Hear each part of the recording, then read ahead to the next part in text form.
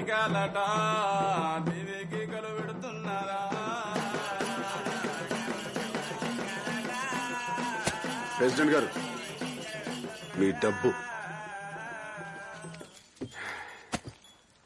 ఇందులో ఎంత ఉందో కూడా మనకు తెలియదండి. ఆయన లెక్క తేడా రాదులేండి. మీ బాకెట్లోనే అక్కడే పాతేస్తానండి. ఆయన ఈ డబ్బు తీసుకుంటే వార్డు నెంబర్లో నామినేషన్ వెనక్కి తీసేసుకుంటారు, మా అన్నయ్య ఆగిపోతాడు అనుకున్నానండి. ఆయన ఆడేంటండి బాబు, కత్తిలో పెట్టేసుకుని చచ్చిపోతాను అన్నాడండి. అది చూసి నేను చచ్చిపోయానండి బాబు.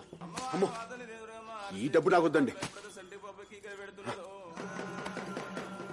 ఆయన మా అన్నగారిని చూస్తూ ఉంటే చాలా గర్వంగా ఉందండి.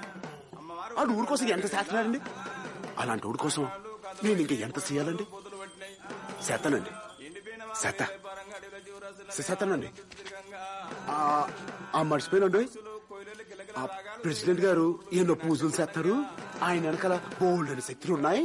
ఆయనకి ఎవరైనా ఎదురెళ్తే ఆ శక్తులే ఆవిని చంపేస్తాయని ఊరంతా చెప్పుకుంటున్నారండి. అదేనండి ఆ వెంకట్రావు, అబ్బుల్గాడు, అయ్యారాసీను వీళ్ళందరూ అలాగే చచ్చిపోయారని చెప్పుకుంటున్నారండి. ప్రెసిడెంట్ గారు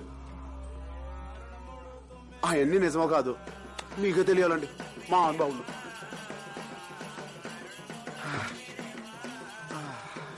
ఒకవేళ అదే నిజమైతే మీ శక్తులకు ఒక మాట చెప్పండి.